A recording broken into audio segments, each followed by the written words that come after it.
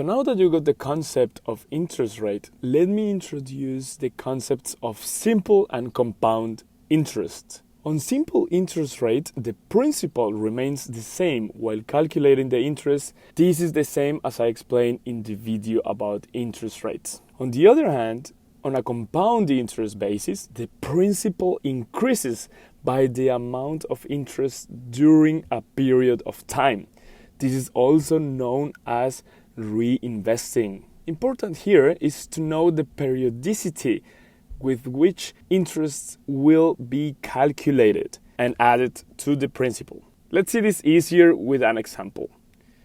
Let's say you lend 500 to Tom for 3 months at an interest rate of 8%. So at the end of the month, he will pay you the principal, which was the 500 euros, of course, plus the calculation of interests, which is going to be made by multiplying the principal by the interest rate. This is going to give us 40 euros of interest. Now let's jump on the compound interest world, in which you lend Compi 500 euros, but because you don't like him that much, you want to make more money out of that. You are going to set the same conditions. So 500 euros, 3 months, and at 8% interest rate. But this time, you will request a monthly compounding. So let's see what that means. Each month, the principal is going to increase by the interest calculated by that month. So at the end of the first month, the interest will be calculated as 500 euros multiplied by 8%. And here we are going to divide by 3, given that the 8% is going to be the rate for 3 months. So we are going to take a total interest of 13.3 euros approximately. Then this interest we are going to add to the principal.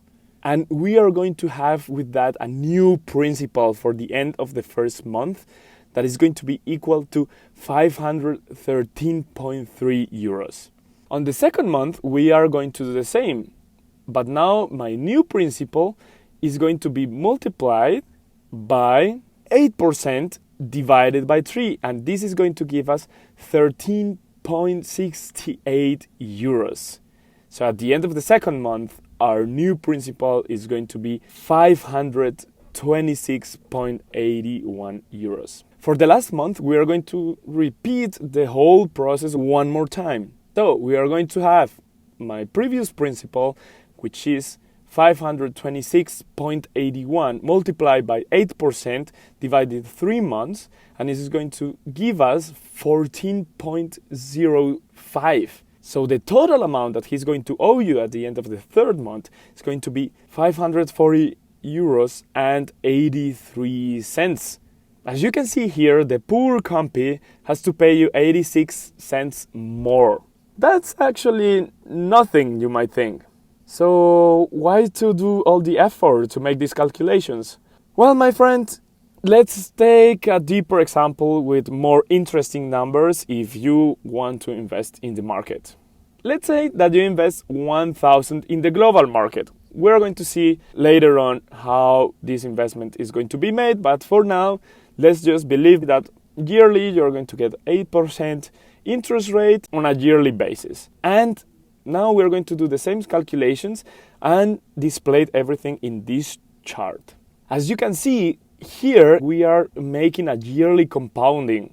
So that means that at the end of the 20th year, the compound interest rate is almost the double compared to the simple interest rate. I think that's pretty impressive. And that's why Albert Einstein said the most powerful force in the world is compounding.